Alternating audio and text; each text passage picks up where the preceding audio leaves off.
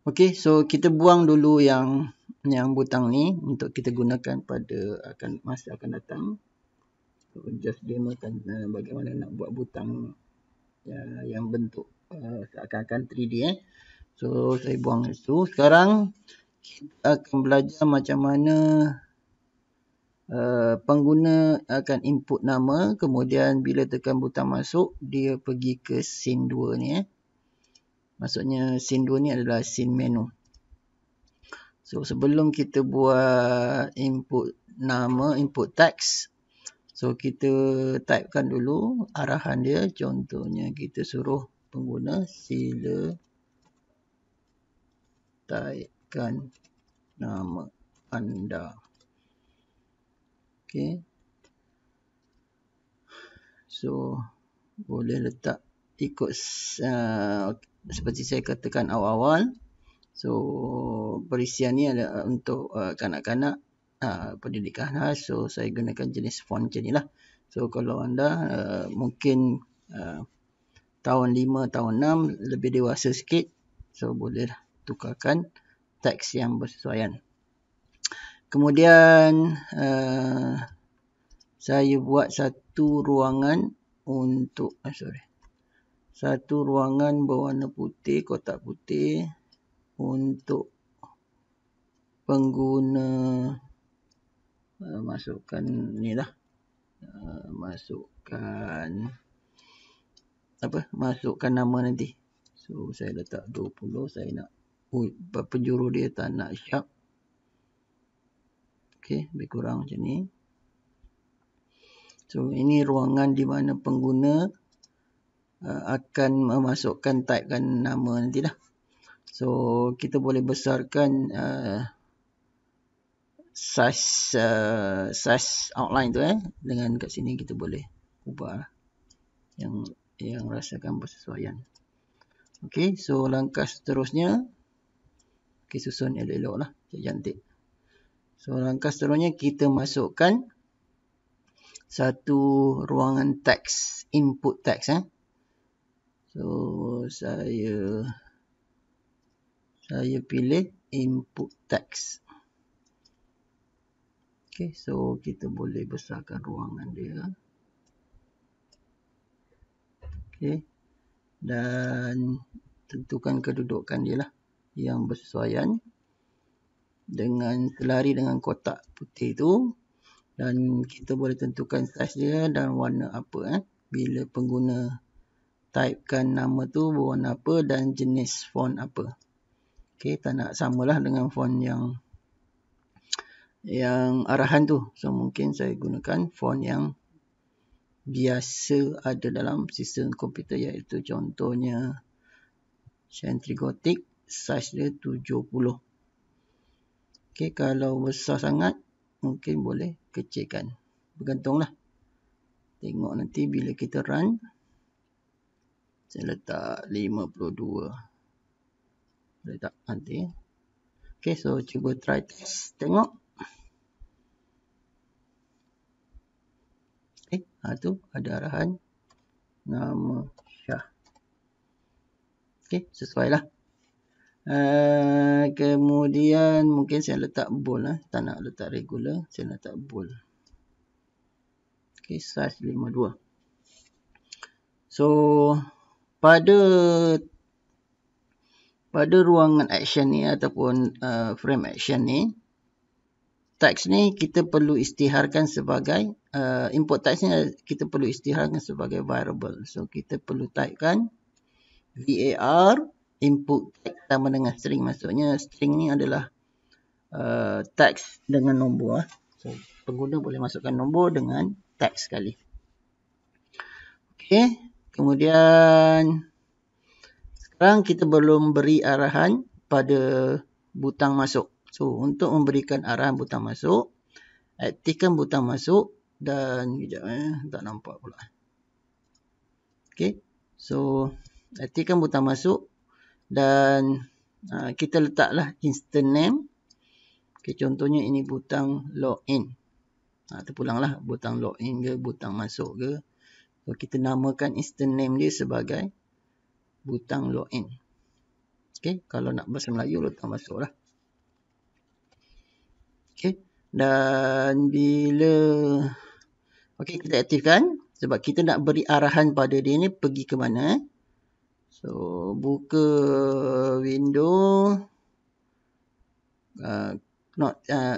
code snip ni, pergi pada action timeline. So pergi go to and play lah. Okey, dan ini kita boleh buang, clearkan supaya tak mengganggu kita nanti. Dan bila try test, belum lagi. So kita perlu tukarkan nombor scene ni. Ini nombor scene pergi scene 3, kita nak pergi scene 2. Iaitu pergi sini. So arahan dia tukarlah. Okey, seperti saya katakan, kalau anda dah tukar nama awal-awal, kena larikanlah nama ni kepada nama yang dah ditukarkan.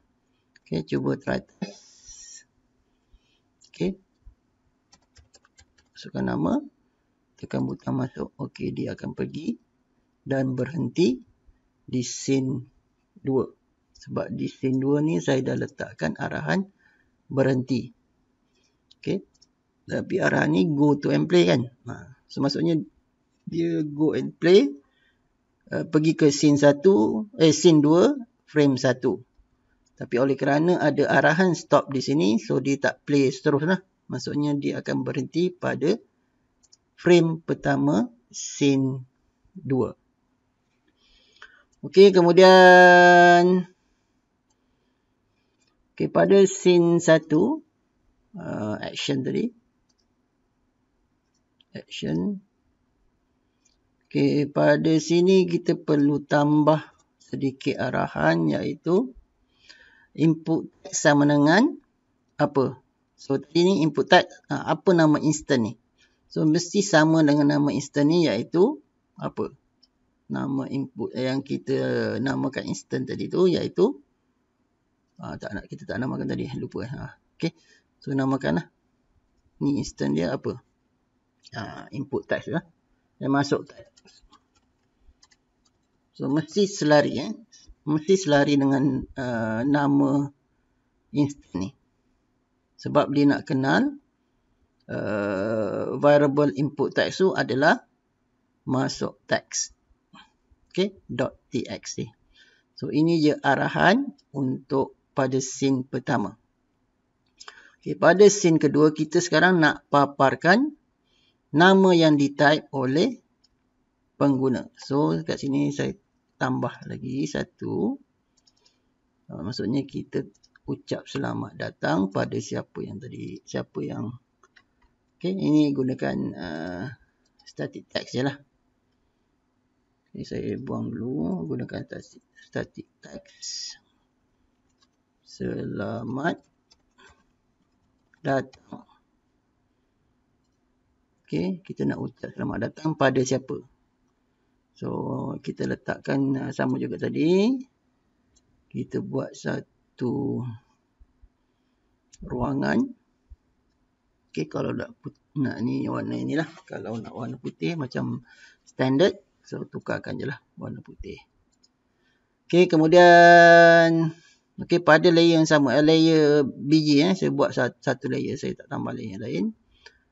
Okey, gunakan text ni, masukkan dynamic text. Okey, dan kita panjangkan lah. Agak-agak nama orang tu panjang di berapa nanti. So bolehlah masuk semua. So saya selarikan dengan macam tadi juga. Pada scene pertama, kita selarikan dengan kotak ni supaya cantik lah dia keluar. Okey, so bolehlah setkan nak warna apa. Contohnya bila dia masukkan dia berwarna maroon, ada warna maroon, warna UTM. Okey, size dia berapa dan sebagainya. Okey, so kita namakan instant name ni apa?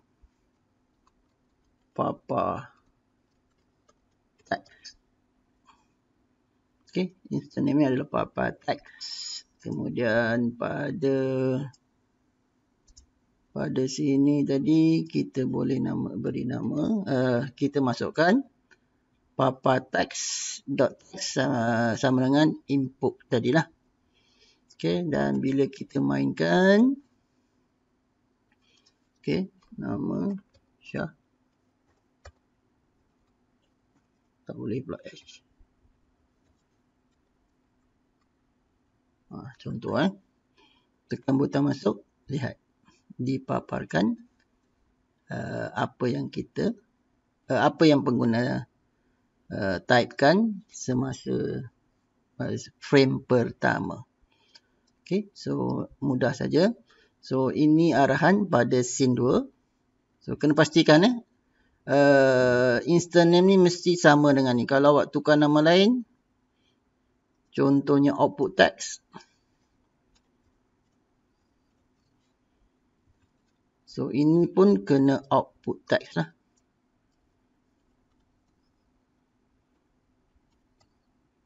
Okay, so ini saja arahan pada scene 2. Dan ini pula arahan pada scene 1. Masa stop, masa berhenti kat sini, kita isytiharkan variable tu, input text tu sebagai satu variable, sebagai string. Dan kita masukkan sebelum pergi ke scene tu, input text sama dengan masuk text. Kena sama dengan ni nama instant ni. .txt dan pergi ke scene 2. Cuba mainkan. Okey, masukkan nama.